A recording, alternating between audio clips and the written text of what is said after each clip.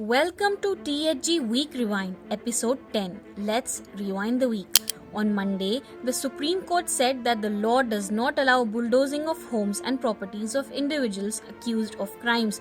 The Supreme Court has proposed guidelines on bulldozing in matters related to illegal structures. In a series of tweets, activist Afreen Fatima raised concerns over the enforcement of these guidelines. The same day, India's Nitesh Kumar won his first Paralympic Gold by defeating Great Britain's Daniel Bethel in the men's single badminton final in Paris. 29-year-old from Haryana displayed remarkable resilience, overcoming Bethel, the Tokyo silver medalist, to claim the victory. On Tuesday, the West Bengal Assembly unanimously passed the Aparajita Women and Child Bill 2024 with full support from the opposition, including BJP. The new legislation proposes capital punishment for rapists if the victim dies or is left in a vegetative state.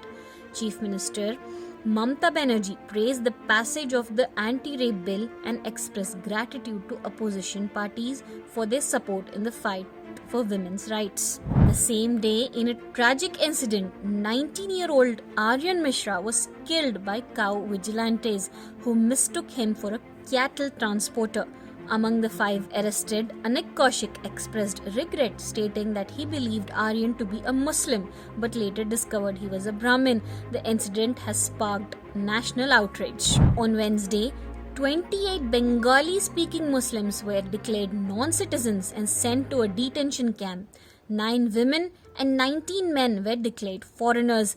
The heart-wrenching scene witnessed relatives crying as some people of the families were declared non-citizens and some were not. AIMIM chief Asaduddin Owaisi said in a tweet, if the enforcement of NPR and NRC takes place, this scene will be repeated in the country. On Thursday, the Election Commission of India issued a notification prohibiting the release of exit polls for the upcoming assembly elections in Jammu and Kashmir and Haryana. On Friday, Olympians Vinesh Phogat and Bajrang Punia joined the Congress party. Hours after joining the party, Vinesh got a ticket to contest from Haryana's Julana constituency. Former chief of Wrestlers Federation of India and accused in the sexual harassment case, Brij Bhushan Singh, hit out at Congress, saying that the wrestlers' protest was not for the honor of women, but it was politically motivated. On Saturday, Subhan Khan, who recently saved 9 people, was honored by AIMIM President Asaduddin Owaisi with a 51,000 rupees check at his party office.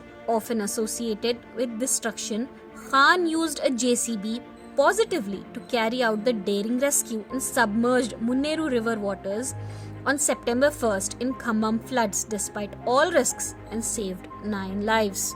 That's it for today. Follow for more.